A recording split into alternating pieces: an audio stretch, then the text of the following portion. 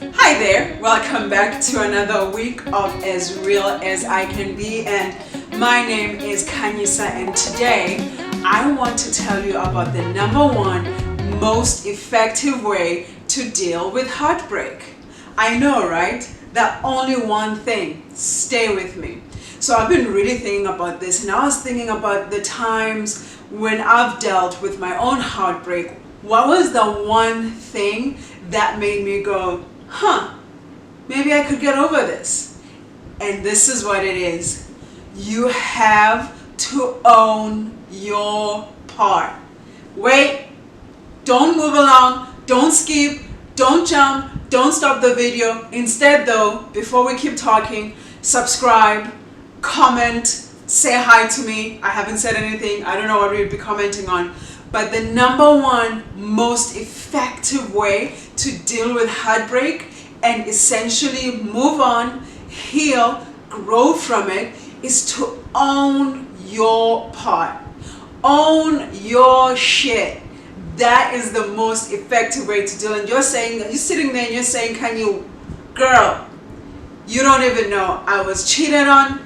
I was lied to. He stole my money. She took all my credit cards. She hit me. All these things, by the way, lesbians and gay people also experience domestic violence. So I don't want to erase any of that. I don't know why I just said it. I just felt like I should say it because it happens.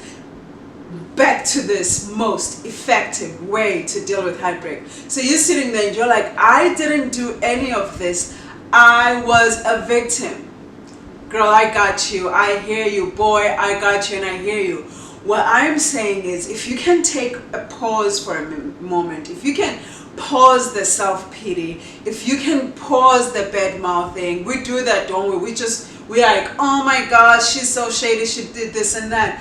If you can sit with yourself and say, what did I allow to happen to me? Because this is the truth. Nothing happens to you if you do not allow it to happen. What is it that I allowed in that relationship that could have caused that one big thing that led to the breakup, right? So the way I think about it and the way that the things happen that lead to breakup is I think about it as, Jenga. Bits and pieces that we put together. And there's that one piece, when you move it, the whole thing crumbles. But the laying on of those things, that takes two hands, that takes two people, that whole process of fucking that up, right? Sorry if you're watching and you don't like the F word. Not really sorry because I like it. But what pieces did I put in that led to that breakup? Was I communicating well? Did I stand up for myself? Did I have boundaries? Was I making myself clear? Did I respect this relationship? Yo! That was so big for me. Respecting a relationship. Did I truly respect this relationship? Did I respect myself in this relationship? What kind of behaviors did I allow this person to have that made them think that they they are allowed to not respect me? When you can sit with yourself and own that shit, one, you empower yourself. When you can own every single thing that has happened to you, all of it, even the shitty stuff, when you can say, that happened to me, but this is how I allowed it to happen. This is the role that I played in making that happen. You empower yourself. That's the first step of getting out of victimhood and saying, this is my life too. I play a role in what happens to me. That is so empowering to know that even the bad things that happen to you, you played a part in it. Yes, someone else might have done the big fuck up, but you played a part in it, right? So you get to own your story. You get to own all of it. Number two, when you can say, what did I do when you can own your part, you prepare yourself for the next relationship. You get ready for the next time someone comes into your life. You get to look at yourself and say, you know what? In that previous relationship, I did this. I didn't stand up for myself. I abandoned myself. I didn't say the things that I wanted. I didn't respect that relationship. This is how I conducted myself in that relationship. And those things may have contributed to that big final blow up. And so own your part. Prepare yourself for the next relationship, or to not even be in a relationship at all. Prepare yourself for yourself. Prepare yourself to be more grounded in yourself, to own the things that happen to you, to heal, and to say, I accept that that's what I did. I accept that this is how I contributed to that relationship ending. I accept that this is how I allowed myself to be treated in that relationship. Whatever the reason is that you allowed those things to happen to you. We have so many reasons for staying in fucked up relationships. Accept that you allowed yourself to be treated that way, and then promise yourself to never ever allow yourself to be treated that way again. So that's it.